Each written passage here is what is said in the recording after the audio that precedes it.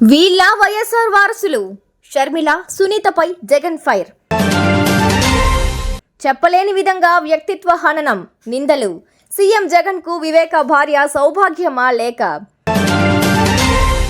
ఉండవల్లిలోని చంద్రబాబు నివాసానికి వెళ్లిన పీయూష్ గోయల్. 3 పార్టీల ఉమ్మడి కార్యాచరణ మేనిఫెస్టోపై చర్చలు. మోదీ పర్యటనపై కూడా చర్చిస్తున్న నేతలు. లేదని నిలదీత. రోజాకు వ్యతిరేకంగా పెద్ద ఎత్తున నినాదాలు. చేసేదేం లేక వెనుదిరిగిన వైసీపీ మంత్రి. 23 రోజులుగా సమ్మె బాటలో ఉన్న కార్మికులు. ఊహించని విధంగా లాకౌట్ ప్రకటించిన మిల్ యాజమాన్యం. మిల్ వద్ద భారీగా మోహరించిన పోలీసులు. మనీ లాండరింగ్ కేసులో కేజ్రీవాల్ అరెస్ట్. ఎన్నికల ప్రచారంలో కేజ్రీవాల్ సతీమణి సునీత కేజ్రీవాల్. ఇద్దరూ నిజ జీవితంలో కూడా నటిస్తున్నారన్న రాజన్న. వీరు కలిసి జీవించాలని కోరుకుంటున్నారని వ్యాఖ్య.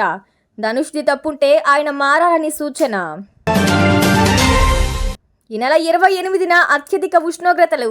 భారత వాతావరణ శాఖ వెల్లడి. కూటమి నేతల కుట్రలో భాగంగా వైఎస్ఆర్ వారసులమంటూ కొందరు ప్రజల్లోకి వస్తున్నారని సీఎం జగన్ అన్నారు. ఆ మహానేతకు వారసులెవరో ప్రజలే చెప్పాలి. వైఎస్ఆర్ చనిపోయాక ఆయనపై కేసులు వేసింది ఎవరు? ఆయన కుటుంబాన్ని టార్గెట్ చేసింది ఎవరు? వైఎస్ఆర్ పేరును కనబడకుండా చేయాలనుకుని కాంగ్రెస్, టీడీపీ కుట్రలు చేసింది. అలాంటి మన శత్రువులతో కలిసి వీళ్ళ వైఎస్ఆర్ వారసులు మన ఓట్లను విడగొట్టే కుట్ర చేస్తున్నారు అని మండిపడ్డారు. వైఎస్ వివేక హత్యకు కారణమైన వాళ్లకు రక్షణగా ఉండటం సీఎం జగన్ కు తగునా అని వివేక భార్య సౌభాగ్యమ్మ ప్రశ్నించారు. వైఎస్ఆర్ చనిపోయినప్పుడు నువ్వెంత మనోవేదన అనుభవించావో 2019లో నీ చెల్లి సునీత కూడా అంతే బాధపడింది. న్యాయం కోసం పోరాడుతున్న నీ చెల్లెల్ని హేళన చేస్తారా? సునీతకు మద్దతుగా నిలబడిన షర్మిలను టార్గెట్ చేస్తున్నారు. నువ్వు మాత్రం నిమ్మకు నీరెత్తినట్లు ఉండటం ఏంటి అని జగన్ కి బహిరంగ లేఖ రాశారు వివేక భార్య సౌభాగ్యమ్మ.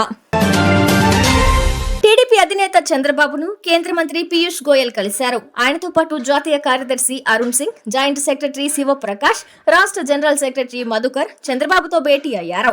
ఉండవల్లిలోని చంద్రబాబు నివాసంలో వీరు సమావేశమయ్యారు. టీడీపీ, బీజేపీ, జనసేనల ఉమ్మడి కార్యాచరణపై వీరు చర్చిస్తున్నారు. ఉమ్మడి మేనిఫెస్టోపై చర్చలు జరుపుతున్నారు. మరోవైపు ప్రధాని నరేంద్ర మోదీ ఏపీలో ఎన్నికల ప్రచారంలో పాల్గొనబోతున్న సంగతి తెలిసిందే. ఈ నేపథ్యంలో మోదీ రాష్ట్ర పర్యటన, బహిరంగ సభల ఏర్పాటు గురించి చర్చిస్తున్నారు. ఆంధ్రప్రదేశ్ అసెంబ్లీ ఎన్నికలు, లోక్సభ ఎన్నికల ప్రచారంలో నేతలు బిజీగా తిరుగుతున్నారు. రాత్రి పగలు తేడా లేకుండా గ్రామాలను చుట్టేస్తున్నారు. ఇంటింటికి వెళుతూ తమ పార్టీకే ఓటేయాలని ప్రచారం నిర్వహిస్తున్నారు. ఎన్నికల ప్రచారంలో నగరి ఎమ్మెల్యే మంత్రి రోజాకు చేదు అనుభవం ఎదురైంది. బుధవారం రాత్రి మంత్రి రోజా పుత్తూరు మండలంలో ప్రచారం నిర్వహించారు. ఎస్బీఐ పురంలో ప్రచారానికి వెళ్లగా స్థానిక ఎస్సీ కాలనీ ప్రజలు మంత్రిని అడ్డగించారు. గతంలో తమ సమస్యలపై ఫిర్యాదు చేసినా పట్టించుకోలేదని ఆరోపించారు. మంత్రికి వ్యతిరేకంగా పెద్ద పెట్టున నినాదాలు చేస్తూ రోజాను ముందుకు వెళ్లనీయలేదు. సర్ది చెప్పేందుకు చూసినా వారు వినిపించుకోకపోవడంతో చేసేదేం లెక్క మంత్రి రోజా వెనుదిరిగారు. ప్రచారం చేయకుండానే వచ్చేశారు. రాజమండ్రిలో ఉన్న ఆంధ్ర పేపర్ మిల్లుకు ఎంతో చరిత్ర ఉంది. ఎంతో పేరుగాంచిన ఈ ఆంధ్ర పేపర్ మిల్ లాకౌట్ ప్రకటించింది. మరోవైపు ఏప్రిల్ 2వ తేదీ నుంచి పేపర్ మిల్ కార్మికులు సమ్మె చేస్తున్నారు. గత 23 రోజులుగా వారు సమ్మెలో ఉన్నారు. కొత్త వేతన ఒప్పందం కోసం సమ్మె చేస్తున్నారు. ఆంధ్ర పేపర్ మిల్ ఏడాదికి 200 కోట్ల రూపాయలు నికర లాభంలో ఉంది. అయినప్పటికీ మిల్లో పనిచేస్తున్న 2500 మంది కార్మికుల వేతన ఒప్పందాల పట్ల నిర్లక్ష్యపూరితంగా వ్యవహరిస్తోందంటూ వారు సమ్మెకు దిగారు. ఈ క్రమంలోనే ఊహించని విధంగా మిల్ యాజమాన్యం లాకౌట్ ప్రకటించింది. దీంతో కార్మిక సంఘాలు ఆగ్రహం వ్యక్తం చేస్తున్నాయి. ఎలాంటి అవాంఛనీయ ఘటనలు చోటు చేసుకోకుండా మిల్ మెయిన్ గేట్ వద్ద పెద్ద సంఖ్యలో పోలీసులు మోహరించారు. మరోవైపు ఇటీవల సీఎం జగన్ పేపర్ మిల్ మీదుగా వెళ్తున్నప్పుడు కార్మికులు ఆయనను కలిశారు. వారి సమస్యలను ముఖ్యమంత్రికి చెప్పుకున్నారు. లోక్సభ ఎన్నికల నేపథ్యంలో ఢిల్లీ ముఖ్యమంత్రి అరవింద్ కేజ్రీవాల్ భార్య సునీత ఆమ్ ఆద్మీ పార్టీ అభ్యర్థుల తరపున ఎన్నికల ప్రచారం నిర్వహించనున్నారు.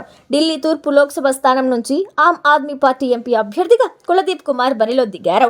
ఆయనకు మద్దతుగా ఆ లోక్సభ నియోజకవర్గ పరిధిలోని కొండ్లీ అసెంబ్లీ స్థానం నుంచి ఈ వారాంతరంలో ఎన్నికల ప్రచారానికి సునీత కేజ్రీవాల్ శ్రీకారం చుట్టనున్నారు. Bollywood star hero Dhanush, super star Rajinikanth కూతురు ఐశ్వర్యల విడాకుల అంశం ప్రస్తుతం కోర్టులో ఉంది. ఇద్దరు కూడా వ్యక్తిగతంగా విచారణకు హాజరు కావాలని ఇటీవలే చెన్నైలోని ఫ్యామిలీ కోర్టు ఉత్తర్వులు జారీ చేసింది. వీరికి లింగ, యాత్ర అనే ఇద్దరు కుమారులు ఉన్నారు. మరోవైపు ప్రముఖ తమిళ నిర్మాత కె రాజన్ మాట్లాడుతూ ధనుష్, ఐశ్వర్యలపై సంచలన వ్యాఖ్యలు చేశారు. వీరిది ఫేక్ లైఫ్ అని ఆయన ఒక్క ముక్కలో చెప్పేశారు. సినిమాలతో పాటు నిజ జీవితంలో కూడా నటించే జంట వీరు అని అన్నారు. 18 ఏళ్లు కాపురం చేసిన వీరు తప్పు ఒప్పులను సరిదిద్దుకుంటూ వెళ్లాలని చెప్పారు. ఇద్దరు కొడుకుల కోసమైనా వీరిద్దరూ కలిసే జీవించాలని తాను కోరుకుంటున్నానని అన్నారు. తెలుగు రాష్ట్రాల్లో ఈ నెల 28న అత్యధిక ఉష్ణోగ్రతలు నమోదవుతాయని భారత వాతావరణ శాఖ వెల్లడించింది. మధ్యాహ్నం ఎండ తీవ్రత ఎక్కువగా ఉంటుందని, రాత్రి వేడిగాలులు ఉంటాయని తెలిపింది.